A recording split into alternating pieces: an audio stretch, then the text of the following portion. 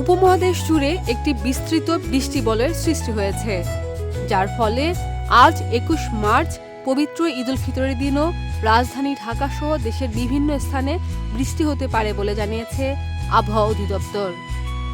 এদিকে ২১ মার্চ সকাল ৭টা থেকে পরবর্তী ৬ ঘন্টার জন্য দেওয়া আরেক আবহাওয়ার পূর্বাভাসে বলা হয়েছে, ঢাকা ও পার্শ্ববর্তী এলাকায় দুপুরের মধ্যে বৃষ্টি অথবা বজ্রসহ বৃষ্টি হতে পারে।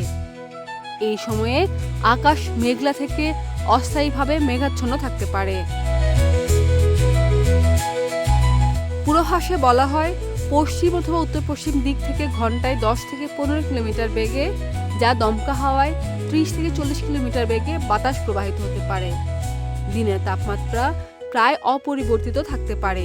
আজ ২১ মার্চ সকাল ৬টায় তাপমাত্রা ছিল ২০.৪ ডিগ্রি সেলসিয়াস এবং বাতাসে আর্দ্রতার পরিমাণ ছিল ৭৮%। খাদিজা নিপা, দেশ রূপান্তর।